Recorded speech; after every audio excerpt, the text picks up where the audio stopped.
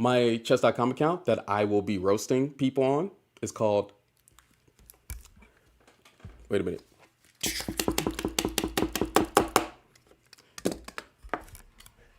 Checkers knowledge with H1. I know. Where's my applause? Where's my applause? Checkers knowledge with H1. Come on. Come on. Kind of good, right? How's the games going today? It's going to be going well after we start.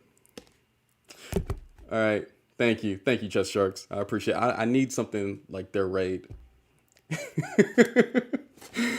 And trust me, my next account that I will be doing this on is going to be called Tic-Tac-Toe Knowledge with H1. Because, there are actual videos of that. But anyway, let's get it. Let's get the first rapid match started. Seattle, what's your highest bullet? I was thinking about doing a bullet one, but most people just want me to talk about chess, and let's do these. Let's hit these 10-minute games. I'm starting out 500. Let's get it. Let's turn the music up again. Nothing too hype. Oh, do I need to play the first few moves before they? Yeah, I need to play the first few moves. Okay, we're gonna start out with D. Oh, we're playing a 495. Interesting. Well, let's have a good game, man. Let's do some 80s vibes. Let's turn this music a little bit down so it can be bearable for me. All right. Here we go. H1, you got this. I believe in you. Thank you. Appreciate it. Let's try to get.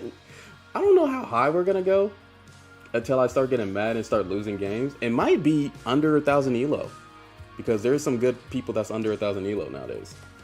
Let's get started. Music is still a little bit too loud for me, at least. Yeah, some of y'all is really good. Melendez 7974 just followed. Gotta turn it up a little bit. All right, so our opponent started off this first move with knight to c6. Is this what y'all facing nowadays? What happens after knight to c6? Let me just do something generally everybody does. Let's just do like a London system type of structure. Let's do a London system type of structure. And for everybody to know, my TikTok chat is on my phone. So if you see me looking at my phone, it's because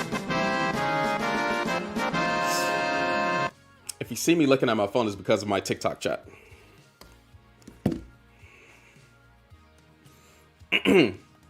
All right, so how do people play the London system? Play e3, knight d2, c3, knight to f3, bishop d3, castle kingside.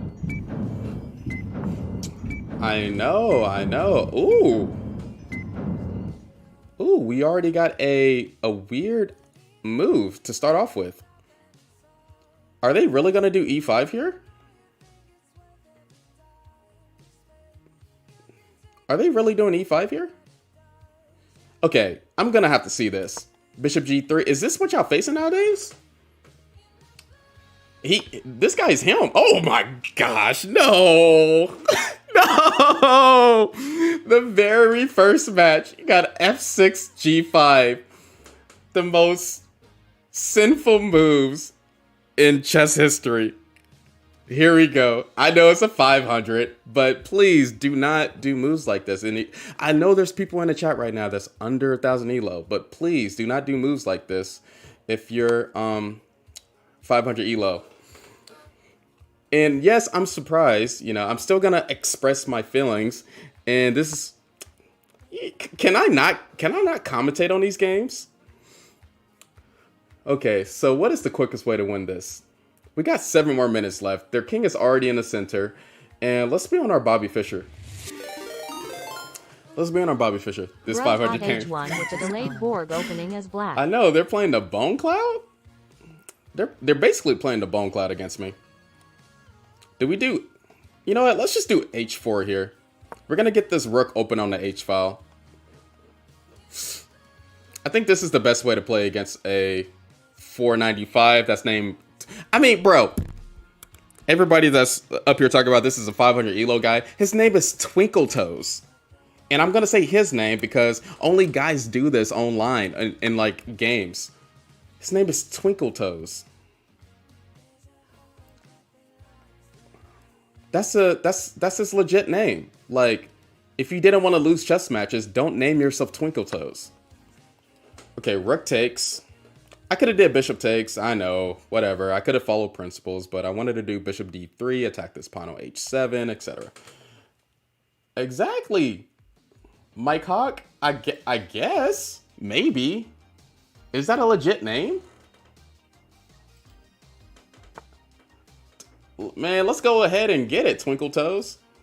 Oh, snaps. No, I forgot. I shouldn't allow that. My bad. Yeah, no cursing in the chat, guys. My bad. Bro just said Mike Hawk. Bro, chill. Chill. Mike Hawk. I know that sounds kind of inappropriate if you think about it, but, you know. We're going to take this pawn. Going to take this pawn. We're going to do knight to f3. Attack this pawn twice. I'm wondering when I'm going to start making mistakes because this can easily happen in this position. The only check that I see from my opponent is actually bishop to b4. I don't see any other checks. All right. So I could only lose on time in this position. You know, we're just going to go all in and do the move knight to g5. We're just going to attack the king side as much as possible while their king is in the center. Just a name, because he likes... Hey, Mike Hawk, chill. Seattle. Chill. Okay, what are we doing next here in this position? All right, so we got this fork, but, you know, let's do it. I'm just kidding, guys. This knight is attacking the queen on h5, and so we should actually not just do the fork. Let's not get our queen captured. And so we're gonna bring the queen all the way back, not to e2 because we don't want to block our bishop in on the f1 square, but we are going to do the move queen to d1. Queen to d1. This is not mate in one. They can still block with the bishop. There is no specific mate. I guess I did have queen f7, right? I could have thought about it. At least. But I didn't want a queen trade either because they could have played queen e7. I'm trying to go for checkmate.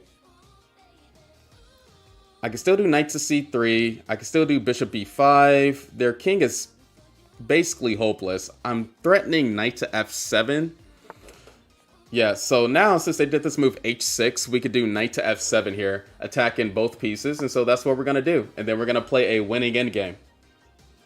Dang, just saw a YouTube short, and this is actually great content. Thank you, Monkey Bacon. You know, nobody knows about my streaming content, but, you know, it is what it is. Then you could have kept adding pressure. Well, queen f7, no, because they had queen e7, like I said, and we could have traded queens, which I didn't want to do that. Because why trade queens when I could just get free material right here? Bro, got that rook. Yeah, that rook is on fleek, though. Nobody use that word anymore. That rook is doing a lot of... that rook has a lot of pressure on that h-pawn. We did sacrifice Hector, but at the same time, Hector needed to be sacrificed. Gonna do c3. Checkmate Black King on h1 square this game. That would be too disrespectful. I don't want to get, like, reported too much. That would be crazy, though. Checkmate the opponent on h1 square. You know what? If we get to a full endgame where I'm doing queen rook checkmate, I might consider it. Let me see here. How can we be a little bit more disrespectful? Because it seems like they're kind of surviving, or they're trying to survive. Oh, we got to save our knight. So let's not leave our knight on h8, but actually save it with the move rook takes on h6, which is defending the knight on the h8 square. Fleek, haven't heard that in a while. Yeah, I know. Please checkmate Black King on h1 square this game. I know. The rook is going ham. The rook is a savage. The rook is Fetty. True, Darius. the rook is attacking their knight on f6 too.